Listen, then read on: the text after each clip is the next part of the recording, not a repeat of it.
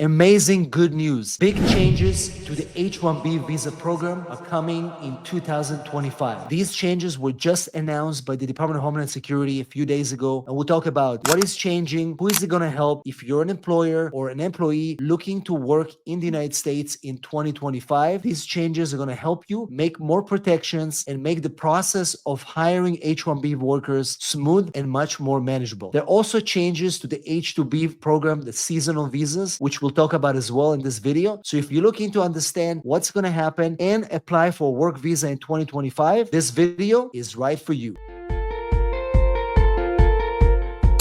All right, my friends, in this video, I'm going to break down the biggest changes we've seen to the H-1B visa program in more than a decade. These changes will impact how employers are hiring H-1B workers and make it more manageable for H-1B workers to qualify for these visas. So we'll go over the big changes. These changes will take effect on January 17, 2025, and you're going to see a change to the I-129 form that is used to process these visas. Some of these changes are actually modernizing the process of applying for the H-1B visa, make it more flexible for employers when they're hiring, and finally provide more protections for workers who are going through these applications. We're going to talk about all these changes one by one and also remind you guys that the deadlines to apply for H-1Bs are beginning of 2025. If you're looking to apply for an H-1B visa, now is the time to start planning, contacting your employer, finding an attorney, because March is our deadline. So it's super important for you to do this now. Before we jump into all these changes, I want to make sure you remember that if you're watching this channel and you're not subscribed yet, please do me a huge favor and subscribe right now, and also click the big like so YouTube will be able to show this video to more people just like you. As always, if you need help with your H-1B visa or any other visa, send me a text 619-483-4549 or go to www.immigrationasap.com. Leave your information in there and one of our team members will contact you ASAP. Now is the time to take action, and I want to see you on the other side. Right, let's jump and talk about all the changes. So DHS just announced literally a day ago about these changes, and I'm making this video for you on the fly to be one of the first ones to announce it and also allow you to know this information before the holidays. So big changes are going to take impact. So big changes are going to take effect on January 17, 2025. These changes will impact employers, workers, HR professionals, and huge corporations that rely on H-1B workers and H-2B workers as part of their workforce. The fact that these changes are impacting H-1B, H-2B, H-2A visas all at the same time shows you that the government is focusing on bringing high-skilled workers and unskilled workers to support our growing workforce. And you can see that in 2025, if you're an employer, you better be ready to understand how H-1B visas are changing, how H-2B visas are changing, and how you can position yourself as a first responder to take advantage of these changes to boost your workforce and increase profitability in 2025. So let's look at the key changes, starting with the H-1B program first. Now remember, the H-1B program is designed to help workers to hire skilled workers. What is an H-1B visa? The H-1B visa is designed for professionals that have at least a bachelor degree from a U.S. university or a foreign university to be able to work at a specialty occupation with a U.S. employer. Specialty occupation means that the job requires a degree. So for example, if you have a degree in mathematics and you want to work as a graphic designer, the graphic design degree may not necessarily need mathematics unless we can show specifically that that job as defined by an employer will require somebody with a mathematics degree. So that's essentially what an H-1B is. The H-1B visa is subject to a numerical cap. Every year we have only 65,000 visas plus 20,000 extra for master degree graduates from a U.S. university. Because of the limited supply of these visas, employers can only apply in March every year. They open a lottery, and remember, we are now recording this video in December. So now is the time to start gathering your documents, getting ready to apply, and by January you should have everything ready. Get your employer to prepare your documents and be ready to register for the online system in March. We'll obviously do separate videos about this, but I just want to give you context. So what are some of the changes that are happening now? They're expanding the definition of what specialty occupation is. As I mentioned before, specialty occupation means that you have to have a degree and your degree must match the position that you're being hired for. And the changes they're saying that yes, while the degree must have direct relationship to the position, other related degrees can still apply. And of course, I'm sure they're going to expand in the regulation what that means. But now it looks like there's going to be more flexibility for employers and employees to be able to get H-1B visas. Another changes coming up is about H-1B beneficiaries that actually also own their companies. There's been a lot of controversy about if you actually are a majority owner of a company, how is it going to impact your ability to get an H-1B? It was very complex before. The new changes are saying the following. If you're a majority owner of an H-1B company, you can still get the H-1B. It's only going to be given for an 18 months duration to see that everything is legit, but at least it opens the door for founder H-1Bs to apply and sponsor themselves. Employers will be required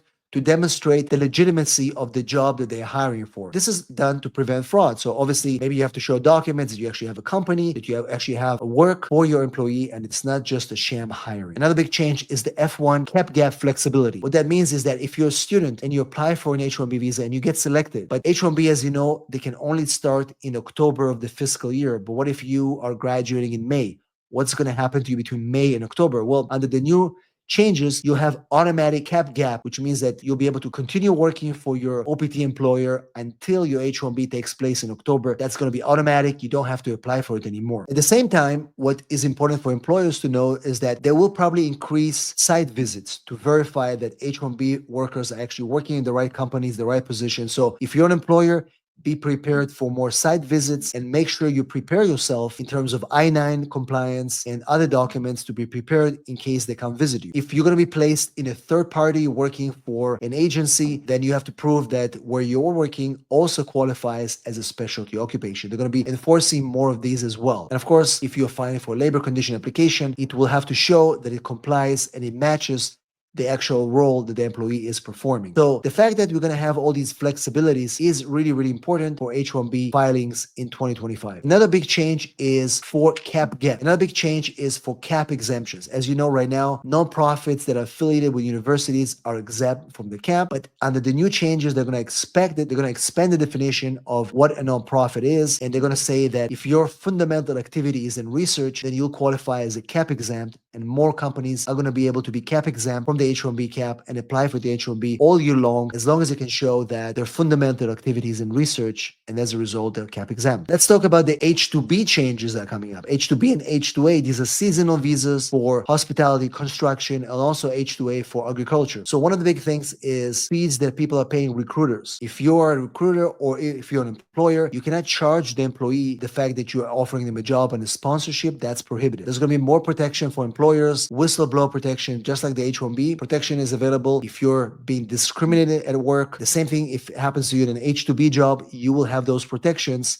which will also give you the right to stay in the country, continue to work if you find out that something is wrong in the company and you collaborate with the government. And finally, employers must provide transportation for their H-2A workers, a new expansion on these requirements. Now let's look at some of these flexibilities for these H-2A and H-2B worker. In terms of grace period, employers can come to the United States, employees can come to the United States 10 days before they start work, so they have enough time to get settled. Employees on H-2A and H-2B will have 30 days after their employment ends to seek a new job or change status. 30-day new grace period. And if they lost a job because of an unexpected termination, that period will now increase to 60 days. Another flexibility is portability. If you're filing for an extension of your H-2B with a new employer, as soon as they file that extension, you can start working just like H-1B workers have that portability. That portability will now apply for H-2B labor as well. And they remove the countries that are eligible to apply for H-2B. No more country-specific restrictions. Anyone can apply for H-2B no matter where you are in the world. Also, they're going to be updating the form I-129 to reflect all these changes. All in all, H-1B and H-2B, huge changes. That means that more unskilled workers can come and work in the United States. It means that more skilled workers with degrees that want to work with qualified employers can come and work, and more protection for these employees. If you're interested to work in the United States, send me a text 619-483-4549 or go to www.immigrationasap.com. Now is the time to apply for H-1B work. Now is the time to apply for H-2B work. If you have these employers, or if you're an employer watching this, now is the time to do it. Reach out to us. We will help you get things organized, get settled, and get prepared for an exciting 2025. Thanks for watching this video, and I'll see you on the next one.